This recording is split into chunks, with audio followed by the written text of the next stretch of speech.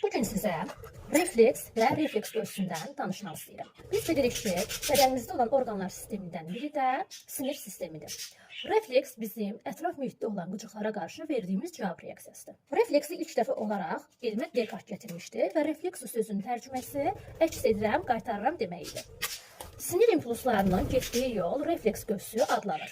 Biz refleksləri sadə və mürəkkəb olmaqla iki cür qruplaşdırırıq. Sadə refleks göğsü və mürəkkəb refleks göğsünün hər birinin yolu 5 mərhələdən ibarətdir. Bəzən deyirlər ki, sadə refleks göğsü 3, mürəkkəb refleks göğsü isə 5 mərhələdən ibarətdir. Bu doğru deyil. Ümumilikdə refleks göğsü reseptor sahə, hissi sinir yolu, mərkəz, hərəkət sinir yolu və işçi orqan ya da bunun yerinə effektor orqan və yaxud effektor hissə sözünü istifadə edə bilərsiniz. Bu 5 mərhələdən ibarətdir. İstəyir sadə refleks olsun, istəyir mürəkkəb refleks olsun. Əgər mən bu yana şama toxunsam, əlimi dərhal geri çəkməm lazımdır.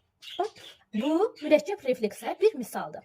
Mürəkkəb refleks zamanı mənim barmaq ucumdakı reseptorlar oyandı.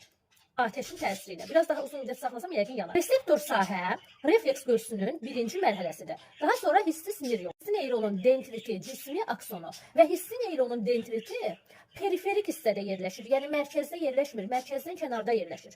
Ona görə də sinir düyünlərinin əmələ gəlməsində hissi neyronun cismi iştirak edir deyə bilərik. Daha sonra hissi neyronun aksonu mərkəzə gedir və mərkəzdə ara neyronun dendriti cismi aksonu yerləşir. Yəni ara neyronun hər şeyi yerləşir. Hərəki neyronun dendriti cismi aksonunun bir qismi yerləşir. Hərəki neyronun aksonu mərkəzdə olan oyanmanı işçi orqan ötürür. Yəni mənim əlimə, barmağıma ötürür. Daha dəqiq desək, qol əzələlərimə ötürür. Bu əzələlər mənim üçün effektor orqan rolu oynayır. Yəni işçi orqan rolu oynayır. Barmaq uclarımdakı reseptorlar isə refleks göğsünün birinci mərhələsidir. Əlimi isti şama tutduğum zaman, əlim yandığı zaman, yəni doğrudan yandı.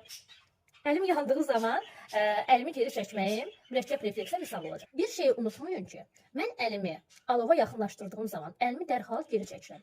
Bu zaman ən birinci cavab reaksiyası verirəm. Daha sonra isə əlimin yandığını hiss edirəm. Yəni birinci onurğa beyin vasitəsilə mən əlimi geriyə çəkirəm və əlimin yandığını da anlayıram. Sadəcə olaraq o qədər sürətli baş verir ki, biz əlimizi toxundurduğumuz anda əlimizi çəkən kimi əlimizin yandığını düşündüyümüz üçün çəkdiyimizi zənn edirik. Halbuki əslində əlimizi çəkirik, sonra yandığını hiss edirik. Çox maraqlıdır. Mürəkkəb refleksdə 3 növ neyron iştirak edir. Hissi neyron, ara neyron, hərəki neyron.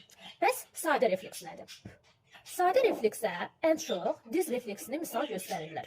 Yəni, həkimə getdiyimiz zaman bir dizimizi digər dizin üzərinə aşırsaq və yaxud normal vəziyyətdə saxlasaq, həkim çəkici ilə dizimizə vursun. Ya ayağımızı dərhal tərpədəcək, diz refleksi verəcək, ya da cüzi olaraq tərpədəcək. Buna əsasən bəzən deyirlər ki, sinir sistemin oyaqdır, oyaq deyil, əsəbisən, əsəbi deyilsən. Ən çox bu nümunəni söylüyoruz. Amma əslində normalda hər zaman biz sadə refleksi bədənimizdə müşahidə edə bilərik. Məsələn, əzələ dartılma refleksi sadə refleksi misal. Metroda, marşrutda, ayaq üstə qaldığım zaman və yaxud gündəlik yeridiyim zaman mənim əzələlərim mənim xəbərim olmadan mikro səviyyədə dartılırlar. Bu elə sadə refleksin misaldır. Sadə refleksdə həmçinin 5 mərhələlidir. Sadəcə olaraq burada məktəb səviyyəsi üçün deyəcəm, 2 növ neyron iştirak edir. Hissi neyron, hərəki neyron. Mərkəzdə ara neyrona təsadüf edir. Yaxşı, indi sizə bir sual. Deyin görək, telefonuma mesaj gəldiyi zaman həmin mesajın səsini eşidirəm və telefonu götürürəm. Telefona gələn mesaj səsi mənim üçün sadə refleksdir, yoxsa mürəkkəb refleksdir?